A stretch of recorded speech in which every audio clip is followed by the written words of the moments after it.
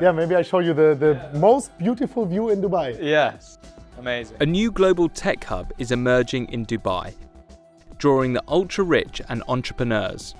Looking at what Dubai was 20 years ago, it's almost like you're seeing kind of the pattern repeat itself, but for the next generation.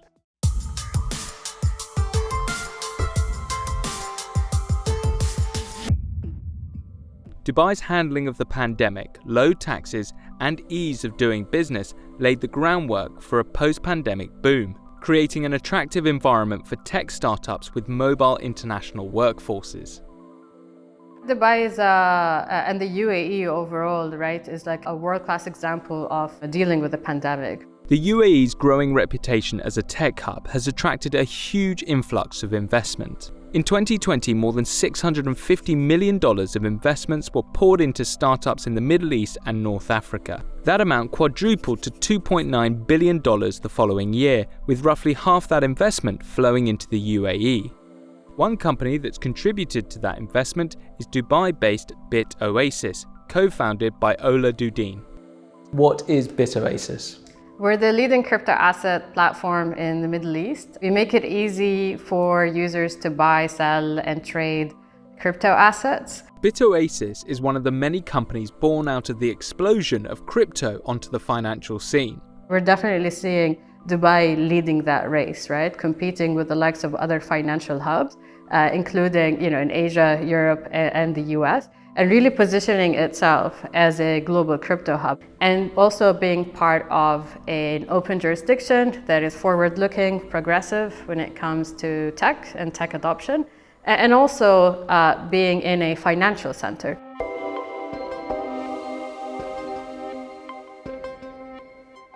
There is a common misconception that oil sits at the center of Dubai's economy. But with only a small fraction of the proven oil reserves of its wealthy neighbour Abu Dhabi, the emirate has long been forced to diversify. The former fishing town made a name for itself in trade, running one of the world's biggest ports and a bustling international air cargo hub. Since the turn of the century, it's pushed to become a leader in luxury travel, real estate and finance. And while Dubai can now brag about its status as a global financial hub and tourist hotspot, it hasn't all been smooth sailing. The 2008-2009 financial crash and global downturn, for instance, saw the city's real estate bubble burst, with prices falling by as much as 50%. Some worry Dubai's latest tech play carries a similar risk, especially because of crypto's well-known volatility. Just take Bitcoin, the most popular cryptocurrency. It saw its price hit a record high and drop like a stone in the span of just a few months.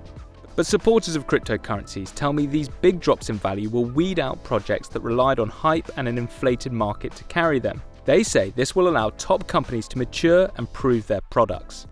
There's obviously a lot of cities and countries which are looking at the crypto space with a little bit of apprehension. How do we approach this new industry that we don't know a great deal about? Dubai and the UAE have taken the moderate approach, where it's let's observe, let's learn, and then put out regulation that can foster this industry while also mitigating for risks. So that's definitely progressive and forward-looking, and very different to what other jurisdictions have looked at as well. In 2021, Dubai partnered with Swiss investment company Crypto Valley Venture Capital to open the DMCC Crypto Center. The aim? Create a dedicated ecosystem for blockchain and crypto businesses to collaborate and expand their network.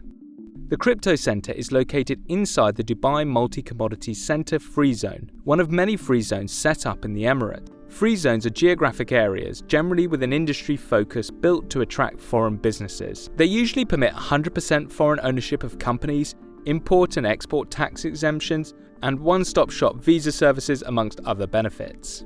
So the way it works is that this is a company. This is another company.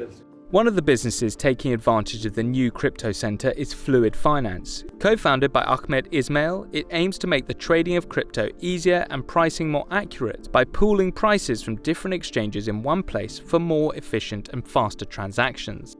The UAE is one of the easiest places in the world to do business, tax-free environment, over I think 40 free zones here. So they're very much trying to establish global hub of infrastructure. They did that with Dubai being the financial hub of the Middle East, and now they're doing the same with crypto. It's very, very exciting. Are we seriously considering Dubai now as a global tech hub? Not just a tech hub within the Arab world, but a global tech hub that could potentially one day rival the likes of London and Paris? 100%. I mean, you have all the ingredients here, all the innovation, all the leadership. It's attracting huge amounts of talent from Silicon Valley to from the UK, from Singapore. You've got Binance, the largest exchange in the world, establishing their hub in the Middle East, right, in Dubai. While regulators in some countries have given Binance a frosty reception, the UAE opened its doors to the world's largest crypto exchange. It now has offices in Dubai, Abu Dhabi, while the Dubai World Trade Center played host to the company's 3-day blockchain and crypto networking event. There's a gathering of all the right players in what is a multi-sided ecosystem. What really stands out here in Dubai, and I would argue actually across the UAE region, is a realization as this community came in about new ways of raising capital, new ways of investing capital, new ways of generating returns. That really does stand out, I think, versus most global jurisdictions. The UAE is now home to 3 unicorns, or startups worth at least $1 billion, and they are all based in Dubai. The country aims to have at least 20 unicorns by 2031. In a bid to encourage entrepreneurs and tech investors to live in the country, the UAE is also offering 100,000 golden visas that allow entry for 10 years. A national small business program has also been set up to help startups find funding, partner with established companies, and market their products overseas. These business-friendly policies have seen many young tech entrepreneurs arrive on Dubai's shores hoping to position themselves at the forefront of the cryptocurrency and digital asset industry. For some investors in the cryptocurrency space, their lives have transformed in a very short space of time. This apartment here is home to one of the industry's most famous crypto influencers. Hi, Chris. Hi. Hey, Tom. How are you? Very good, man. Good to see you. You too, you too. His real name is Christopher Yazinski, but most people know him as MM. In 2021, he was crowned the Crypto Influencer of the Year at an AI and blockchain conference. 4 years earlier, he was a taxi driver in his hometown in Germany.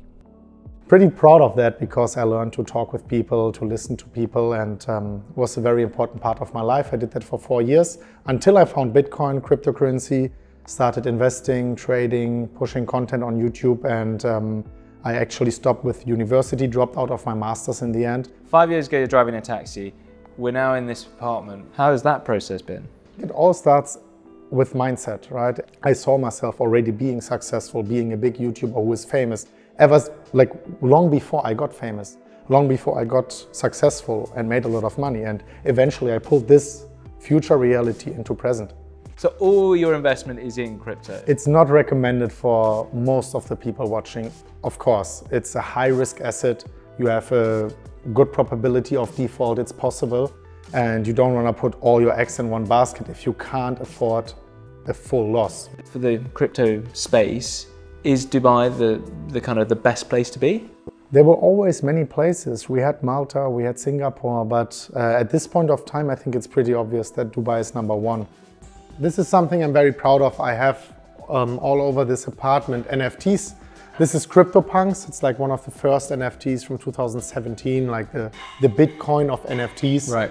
Some of my watches. Wow. What a collection. Yeah, it's just a good collection. I mean, I'm in crypto, but it's nice to have something you can touch. What do your family think?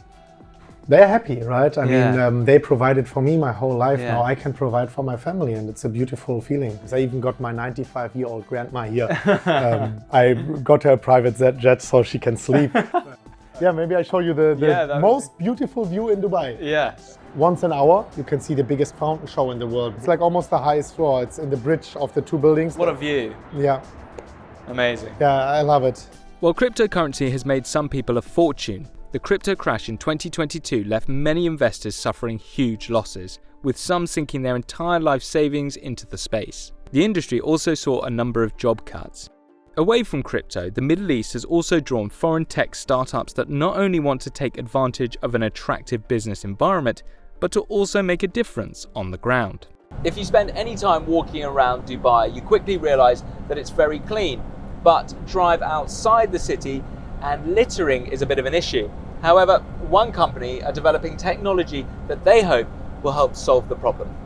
We reward people for picking up litter, and we do so through our mobile app, where essentially if you find a piece of litter on the floor, you can pick it up, scan the barcode, and get rewarded for that desired act in behavior. James Angle is head of product for Unbox, a company that aims to use technology to incentivize and reward citizens for positive behavior. He's walking me through their Unbox litter app. It's a popular camping spot. These deserts are open to everyone, so unfortunately everyone doesn't treat it the way they should. So we can grab it, we can scan it, it'll recognize the barcode. Oh wow. So in this case, it recognizes the barcode, but it doesn't know what type of litter it is. So we can tell it, say it's a plastic water bottle. And once we submit that, we receive, in this case, 5 circular U-coins. We are then free to choose to spend on the e-store how we want, whether that be on a coffee, getting your car cleaned. And essentially, we're really trying to kind of make it engaging, making it fun. I imagine you're also trying to educate as well. Absolutely. So the whole point is we want to try and engage and educate through doing. And specifically in this region, it's definitely becoming more and more a core issue that people want to address. And so we see this as a perfect opportunity to release something like Unbox Litter here in the desert.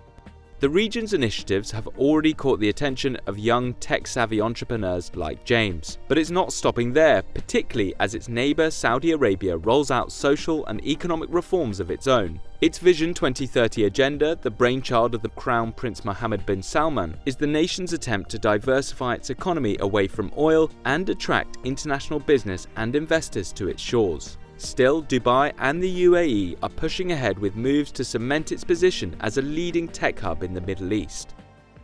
Besides expanding the long-term visa eligibility for highly skilled workers, foreigners are now allowed full ownership of commercial businesses, scrapping the need for UAE nationals to hold a controlling stake. Societal changes such as decriminalising alcohol and allowing the cohabitation of unmarried couples are also designed to align the UAE more closely with international norms. Plans are also afoot to offer expatriates the chance to retire in the Emirates if they are over the age of 55 and meet various financial criteria.